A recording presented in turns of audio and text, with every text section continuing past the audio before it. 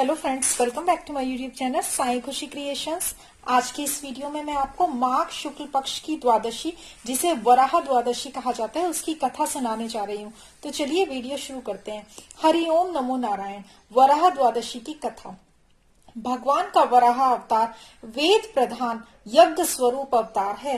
दिन तथा रात्रि इनके नेत्र हैं, हविष्य इनकी नासिका है, साम वेद का गंभीर स्वर इनका उद्घोष है, यूप इनकी दाढ़े हैं और चारों वेद इनके चरण हैं, यज्ञ इनके दांत हैं, श्रुतियां इनका आभूषण है, चितियां इनका मुख है, साक्षात अग्नि ही इनकी जीवा तथा कुश इनकी रोमावली है, एवं ब्रह्मा इनका मस्तक है। भगवान वराह के विषय में जो प्रचलित कथा है उसके अनुसार भगवान विष्णु जी के धाम श्वेत द्वीप में जय और विजय नामक दो द्वारपाल थे। एक समय जब भगवान का दर्शन करने के लिए सनकादि योगीश्वर आए तो उन्हें जय विजय ने बीच में ही रोक लिया। इससे क्रुद्ध होकर सनकादि ने उन्हें शाप दिया, द्वारपालो, तुम दोनों भगवान के इस धाम का परित्याग करके भूलोक में चले जाओ। भगवान को जब ये पता चला तो उन्होंने जय विजय और सनकादि महात्माओं को बुलाया और बोले, द्वारपालो, तुम लोगों ने महात्माओं का अपराध किया है, अतः तुम इस शाप का उल्लंघन नहीं कर सकते।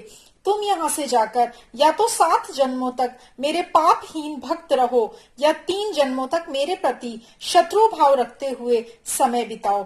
यह सुनकर जय विजय ने कहा कि प्रभु, अधिक समय तक हम आपसे अलग पृथ्वी पर रह पाने में असमर्थ है, अतः केवल 3 जन्मों तक ही शत्रु भाव धारण करके रहेंगे। इसके पश्चात जय विजय कश्यप और दिति के असुर पुत्र के रूप में उत्पन्न हुए। उनमें से छोटे पुत्र का नाम हिरण्याक्ष व बड़े पुत्र का नाम हिरण्यकश्यप था। हिरण्याक्ष मद में उन्मत्त रहता था। उसका शरीर कितना बड़ा था या हो सकता था, इसका कोई मापदंड ही नहीं था। एक बार बड़ा रूप बनाकर उसने अपनी हजारों भुजाओं से पर्वत, समुद्र, द्वीप और संपूर्ण प्राणियों सहित समस्त पृथ्वी को गेंद की तरह सर पर रखकर वह रसातल में चला गया।